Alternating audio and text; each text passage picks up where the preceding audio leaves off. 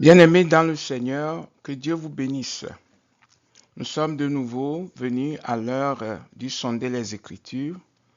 Aujourd'hui, nous abordons la leçon 81 dans le volume 2 du sonder les Écritures.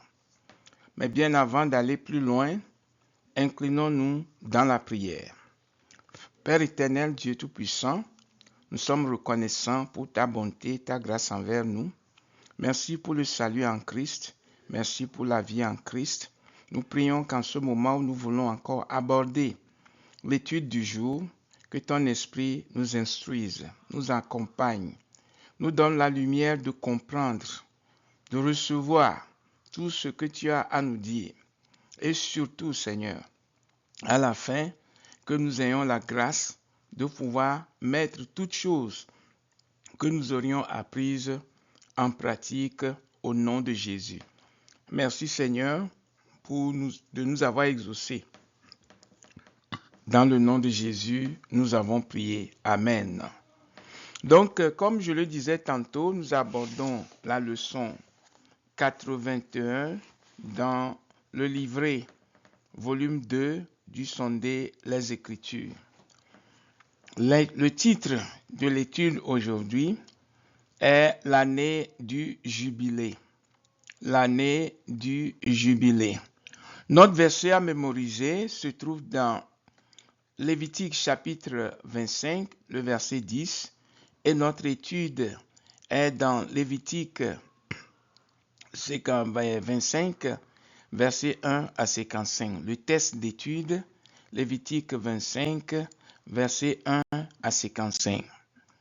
Alors, avant d'aller plus loin, nous allons lire les 5 premiers versets dans le passage de Lévitique chapitre 25. L'Éternel parla à Moïse sur la montagne de Sinaï et dit, « Parle aux enfants d'Israël, tu leur diras, quand vous serez entrés dans le pays que je vous ai donné, la terre se reposera, ce sera un sabbat en l'honneur de l'Éternel. Pendant 6 ans, tu ensemenceras ton champ, pendant 6 années, tu tailleras ta vigne et tu en recueilleras le produit. Mais la 7e année, ce sera un sabbat, un temps de repos pour la terre, un sabbat en l'honneur de l'Éternel. Tu n'ensemenceras point ton champ et tu ne tailleras point ta vigne. Tu ne moissonneras point ce qui proviendra des grains tombés de la moisson, et tu ne vendangeras point les raisins de la vigne non taillée. Ce sera une année de repos pour la terre. Voilà en filigrane le message que le Seigneur a donné à Moïse, son serviteur, d'apporter au peuple d'Israël.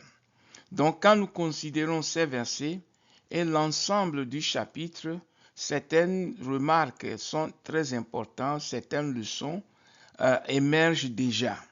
Nous voyons que cette leçon en elle-même révèle les ordonnances divines du peuple d'Israël, qui est de retour de la captivité.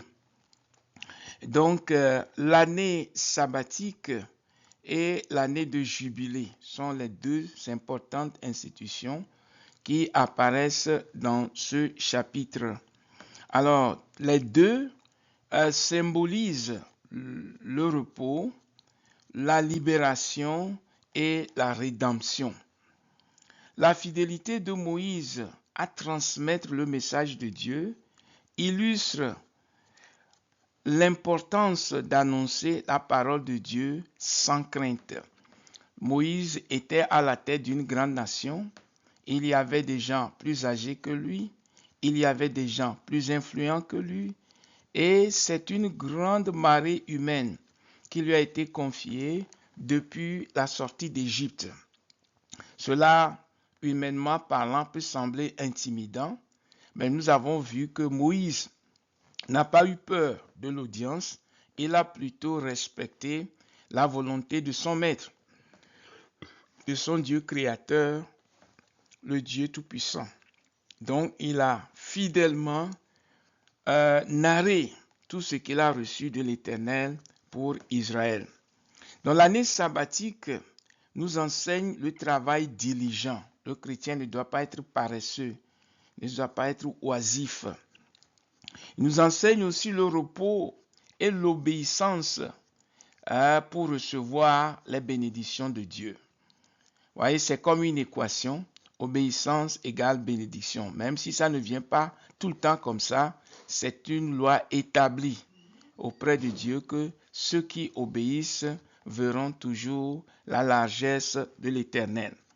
Le jubilé proclame la liberté aux serviteurs, restaure les biens aux propriétaires originaux et réunit les familles. Et ceci est une préfiguration de la rédemption, de la liberté que Christ aura apportée plus tard. Liberté dont, par la grâce de Dieu, nous jouissons aujourd'hui en tant qu'enfants de Dieu. Les lois sur la propriété également ont été touchées et des serviteurs.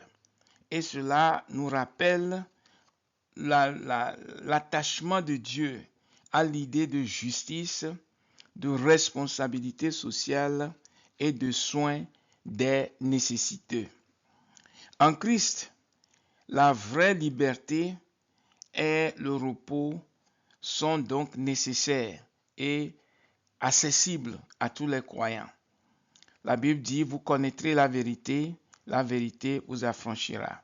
Si le Fils de l'homme vous affranchit, vous serez réellement libre. Alors voyons le premier point, proclamation souveraine de l'année sabbatique.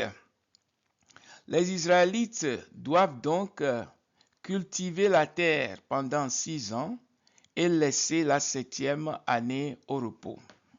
Cette année sabbatique permettrait donc à la terre de se régénérer et de pouvoir porter beaucoup plus de fruits.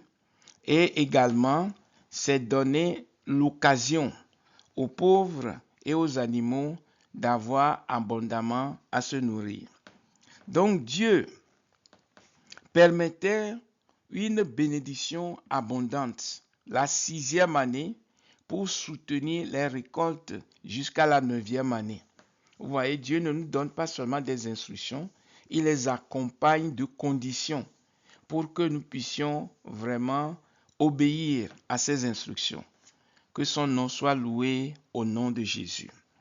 La leçon principale inclut la fidélité à Dieu, le travail diligent, le repos après le travail et l'importance de l'obéissance. Vous voyez, aujourd'hui, nous travaillons très souvent et nous ne prenons pas suffisamment de repos, ce qui a même rendu certains malades, ce qui a même causé la mort prématurée d'autres. Nous devons être sages, bien-aimés. Après une semaine bien tapée de travail, mon frère, ma soeur, tu te dois de te reposer. Et le Dieu, qui est le Dieu de toute suffisance, pourvoira à tous tes besoins.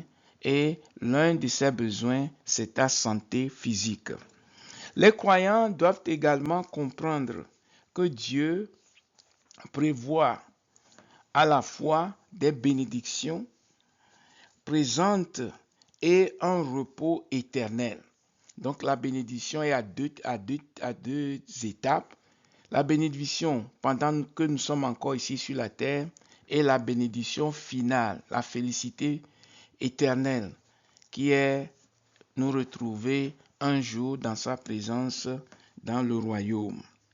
Donc la désobéissance entraîne donc des conséquences comme l'exil, ce fut le cas des Israélites, et pour 60 ans. Donc c'est à cause de leur désobéissance qu'ils ont été envoyés en exil. Le point numéro 2, objectif de l'année du jubilé. Objectif de l'année du jubilé. Alors, Le jubilé était donc célébré tous les 5 ans et après 7 ans, après 7 cycles de cette année sabbatique, il proclamait la liberté aux serviteurs hébreux, restaurant les propriétés vendues et permettant la réunion des familles. Ce sont là les objectifs du jubilé. La terre bénéficiait elle aussi du repos supplémentaire et reflétant donc la rédemption et la rédemption spirituelle dont nous avons besoin aujourd'hui. Le jubilé symbolise aussi le sacrifice du Christ, la libération du péché, l'esclavage satanique, restaurant ainsi la relation que nous avons perdue à travers Adam et Ève avec Dieu, ainsi que le repos de notre âme, quand notre temps sur terre aura été achevé. Donc vous voyez, bien-aimés, l'importance d'un tel enseignement. C'est pour ça que nous sommes en Christ. C'est tout ça qui nous est réservé lorsque nous prenons notre vie chrétienne au sérieux, en respectant et en obéissant volontairement, sans pression aucune, aux règles que l'Éternel Dieu, le Seigneur Jésus-Christ, a instituées pour nous dans sa parole. Alors, ceux qui se répandent et confessent leurs péchés et croient en Christ peuvent donc bénéficier de cette rédemption et du repos spirituel que la rédemption nous offre. Que Dieu nous aide à ne pas être des chrétiens hypocrites, des pécheurs en cachette, mais à être sincères. Que ce soit en public ou en privé, restons attachés à la parole de Dieu. Le Seigneur nous bénisse au nom de Jésus. Le troisième point, précepte concernant l'année du jubilé. Précepte concernant l'année du jubilé. Les lois du jubilé concernaient donc la propriété et les serviteurs.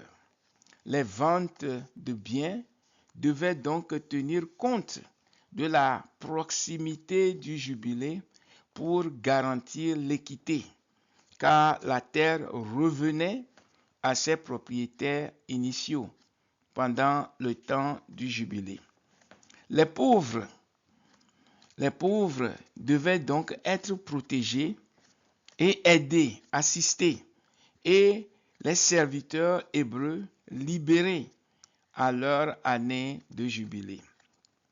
Les propriétaires de maisons et les esclaves étrangers avaient aussi des règles spécifiques pour garantir la justice.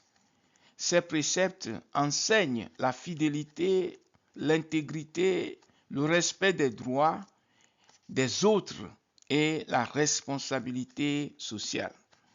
Dans le Christ, le jubilé pour nous aujourd'hui trouve son accomplissement dans la liberté, la restauration, la réconciliation et un nouveau départ que nous offre le Seigneur en qui nous avons cru. Que son nom soit loué. Alors, quelques leçons importantes. La première, c'est que Dieu est souverain sur tout. L'année du jubilé rappelle que Dieu est le véritable propriétaire de la terre et de tout ce qu'elle renferme. Psaume 24, verset 1. Les Israélites n'étaient que des intendants, tout comme nous aujourd'hui, enfants de Dieu. Tout ce que Dieu te donne en monnaie, en connaissance, en temps, dans tous les domaines, ne t'appartient pas. Tu l'as eu de la part de Dieu et toi et moi devons être de véritables intendants, des gérants de tout ce que Dieu nous a donné. Ça voudrait dire que s'il y a des lois touchant le don, l'offrande, les dîmes et tout ça, nous devons nous efforcer de les observer, car Dieu est la source de notre bien-être matériel. Cela nous enseigne aujourd'hui la gestion fidèle. Tout ce qu'on requiert d'un bon serviteur de Dieu, c'est qu'il soit fidèle. Tout ce que nous possédons appartient à Dieu. La deuxième leçon, Dieu veut la justice et l'équité sociale. C'est vrai que les classes sociales ont des disparités, mais il y a une exigence de Dieu. C'est l'équité sociale, l'équité et la justice. Donc pendant le jubilé, effectivement, c'est ce que les lois prédisent de faire. Alors, les dettes étaient donc annulées, les esclaves libérés, les terres restituées. Donc Dieu ne veut pas que l'injustice économique, l'oppression ou la pauvreté permanente règne parmi son peuple, non. Il a prévu un temps où la société prend une pause pour examiner la façon dont elle gère les affaires quotidiennes, pour également faire place aux nécessiteux, aux étrangers, aux esclaves et aux personnes qui ne peuvent pas s'autosuffire. Donc c'est un appel à la compassion, au pardon dans nos relations les uns avec les autres, mais également dans nos relations d'affaires. Alors, troisième leçon très importante, Christ est notre véritable jubilé. Le jubilé symbolise la rédemption, la liberté et le repos que Jésus nous offre, que Jésus offre à tous ceux qui croient en lui. Par sa mort et sa résurrection, Christ nous libère du péché, restaure notre relation avec Dieu et nous donne le repos spirituel. Selon Jean chapitre 8 verset 36, Matthieu chapitre 11 verset 28 par exemple dit « Venez à moi, vous toutes qui êtes fatigués, je vous donnerai du repos. » Quatrième leçon, pas des moindres, l'obéissance à Dieu apporte la bénédiction. Dieu avait promis de pourvoir abondamment pendant la semaine, la septième année, non, pendant la sixième année, c'est pour une raison. Donc si Dieu avait donc promis de pouvoir abondamment pendant la sixième année, le peuple devait donc obéir et laisser la terre se reposer à partir de la septième année. L'obéissance, même quand elle semble illogique, attire la provision abondante de Dieu. Nous continuons toujours dans la série des leçons importantes à tirer de cet enseignement. Au point 5, nous avons le repos est une loi spirituelle. Bien-aimés, le repos du corps physique, le repos de l'âme et de l'esprit sont une loi spirituelle. Dieu a établi des cycles de travail et de repos. Le jubilé montre que le repos fait partie du plan de Dieu pour le corps, l'âme et également pour la société et la création tout entière. Les croyants doivent donc apprendre à se confier en Dieu plutôt qu'en leurs propres efforts. Vous voyez, aujourd'hui, notre société est presque en crise économique. Si nous devons dépendre seulement de Wall Street, dépendre du gouvernement, dépendre des sociétés privées, nous aurons maille à partir. Mais l'enfant de Dieu dépend surtout et avant tout de l'économie céleste, du Dieu qui est le Dieu de toute suffisance, le Dieu qui peut bénir même pendant les temps difficiles. C'est ce Dieu-là sur qui nous devons nous appuyer. C'est bon, on peut travailler, on peut économiser, On peut faire des affaires et s'enrichir, mais nous devons garder à l'esprit que si Dieu ne bénit pas, il n'y a pas bénédiction. Donc les croyants doivent apprendre donc à se confier en Dieu plutôt qu'en leurs propres efforts. Il y en a des gens qui ne jurent que par leur fortune, par leur argent. Mais la question qui ne se pose pas régulièrement est de savoir cette fortune vient d'où? Qui t'a permis d'amasser tout ce dont tu as? Que le Seigneur nous aide à réfléchir sur ces choses et à adopter les attitudes qui conviennent même dans les temps de difficulté. Le jubilé annonce le repos éternel également. L'année du jubilé préfigure le repos éternel promis aux croyants dans l'année de jubilé, dans le royaume de Dieu. Donc c'est une image de la restauration finale où tout sera renouvelé et où régneront la paix, la joie éternelle. Dans cela, vous pouvez lire dans Hébreux chapitre 4, versets 9 à 11. Oh, quel est ce Dieu merveilleux! Que son nom soit magnifié. Alors, en guise de conclusion, nous dirons simplement que l'année du jubilé révèle le cœur compatissant et juste de Dieu. Ce Dieu-là désire que son peuple vive dans la liberté, que son peuple vive dans la restauration et le repos. Je prie que ces deux choses soient aussi ton partage, mon frère bien-aimé, ma sœur bien-aimée, au nom de Jésus. En Jésus-Christ, le véritable jubilé s'accomplit. Il nous libère du péché, restaure notre héritage spirituel et nous accorde le repos pour nos âmes. Que le nom du Seigneur soit loué. Que chaque croyant donc, chaque enfant de Dieu, chaque chrétien donc, vive dans l'obéissance. Mon frère, ma soeur, tu dois vivre dans l'obéissance, je dois vivre dans l'obéissance et nous tous, nous devons vivre dans l'obéissance. Montrer la gratitude vis-à-vis de Dieu.